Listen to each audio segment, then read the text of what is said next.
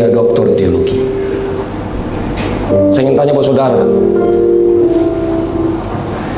saya sudah melewati kuliah S1 teologi. Doa saya dijawab oleh Tuhan enggak? Jawab. Saya sudah melewati kuliah Master Teologi S2. Doa saya dijawab oleh Tuhan enggak? Dijawab. Saya sudah punya rumah. Bahkan di Prempoto itu saya juga doa, saya ingin jadi pendeta hamba Tuhan. Doa dijawab. Tinggal satu yang dijawab, dan pasti akan digenapi. Kuliah doktor teologi. Pak Bu, saya mau disampaikan buat saudara hari ini, jangan pernah berputus asa. Saudara tetap beriman dan percaya bahwa Tuhan sanggup menjawab doamu hari ini. Beri tepuk tangan dulu, beri puji Tuhan.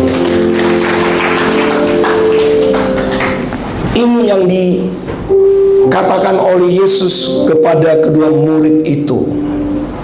Sampai-sampai Yesus bilang begini, tidakkah engkau percaya dalam kitab suci, mulai dari kitab Musa dan segala kitab nabi-nabi? Jadi kitab perjanjian lama itu cuma bayangan, penggenapannya dalam kitab perjanjian baru. Jadi kitab perjanjian lama penggenapannya adalah perjanjian baru. Jadi kalau Yesus dinubuatkan dalam kitab perjanjian lama, dia akan lahir, dia akan datang, digenapi dalam kitab perjanjian baru. Itu penggenapannya, Pak. Tapi kenapa murid-murid nggak percaya akan hal itu? Dia selalu berulang-ulang berkata bahwa aku akan bangkit.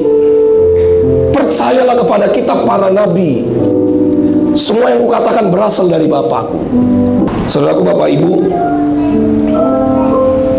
jadi semua yang tertulis dalam kitab suci, semua yang tertulis dalam kitab suci, dalam kitab saudara, harus imani dan percaya, semua pasti akan digenapi.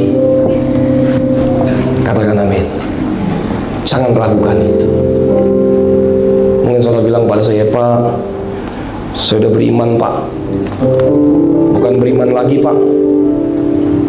Udah sering didoakan oleh pendeta, Pak, minyak urapan untuk berliter-liter, Pak, di kepala saya, Pak, tapi belum dijawab oleh Tuhan, Pak.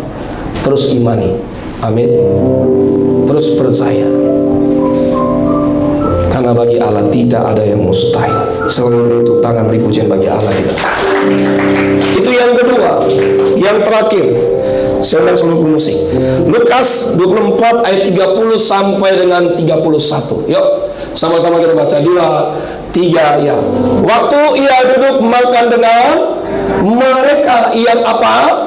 Mengambil roti, mengucap berkat, lalu memecah-mecahkannya dan memberikan kepada mereka. 31, 2, 3, ya. Ketika itu terbukalah mata mereka dan mereka mengenal dia, tetapi ia lenyap dari tengah-tengah mereka. Nah, bayangkan kalau kita pelajari tadi bahwa kedua murid itu tidak mengenal Yesus, mukanya murem. Tetapi dalam Lukas pasal 24 ayat 30 sampai dengan 31, sewaktu Yesus duduk makan dengan mereka, dia mengambil roti, mengucap syukur. Maka Alkitab Anda saya mengatakan bahwa maka terbukalah mata mereka. Itu artinya yang ketiga, tujuan Yesus menampakkan diri jalan Emmaus, yaitu memulihkan pengenalan yang benar tentang Yesus. Jadi Yesus menggunakan sarana perjamuan kudus supaya mata mereka terbuka. Yesus menggunakan sarana perjamuan kudus supaya mereka mengenal Kristus dengan benar. Pak, Bu, kata mengenal dalam bahasa Yunani katakan ginosko, yang artinya apa?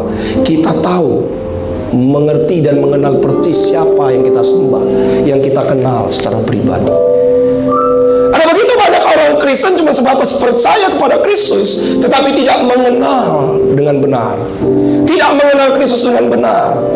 Pengenalan kita akan Tuhan akan membawa kita kepada transformasi, perubahan untuk serupa dengan Dia. Makanya Paulus mengatakan, yang ku kenal adalah kuasa kebangkitannya. Mohon maaf nih Pak, Bu, Banyak orang Kristen cuman sebatas percaya, cuman sebatas tahu tapi tidak mengenal siapa Kristus.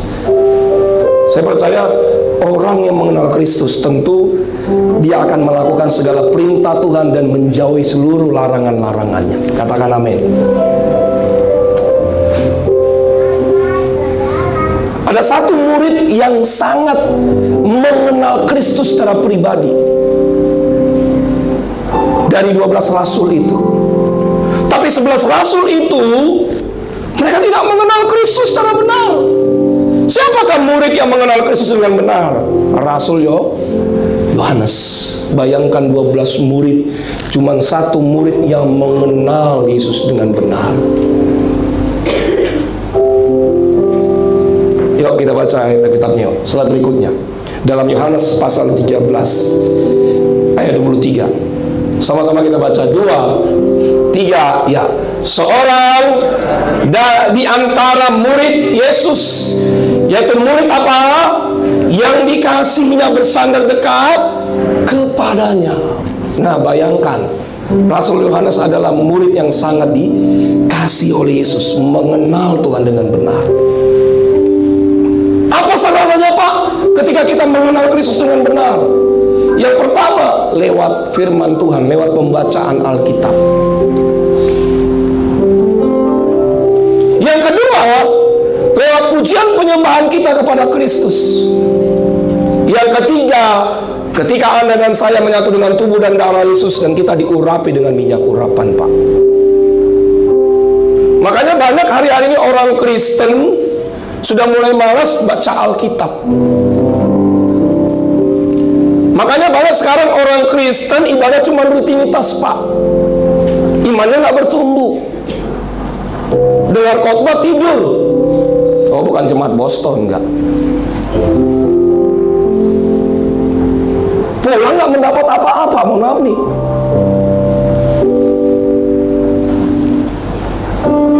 Seberapa besar engkau mengenal Dia dengan benar? Pengenalan kita dengan benar di hadapan Kristus membawa kita kepada perubahan demi perubahan.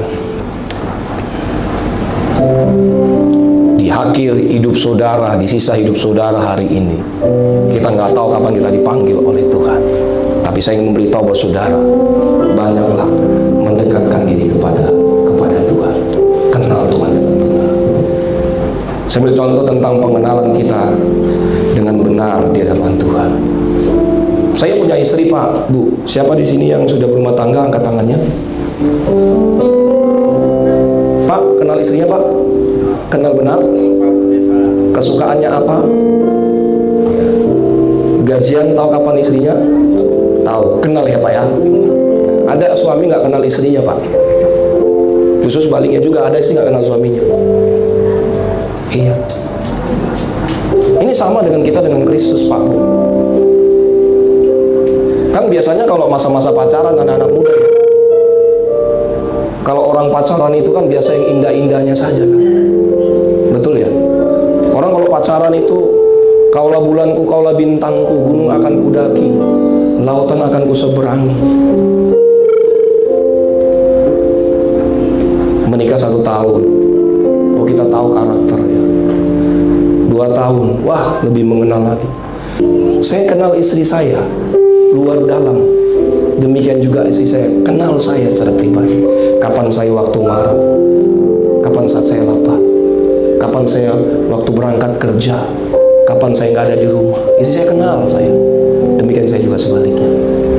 Sebab itu kita kenal Kristus. Saya percaya kalau saudara mengenal Kristus dengan benar, apapun yang kita minta dan doakan, maka akan diberikan buat Anda dan saya. Beri tepuk tangan, beri pujian bagi Allah kita.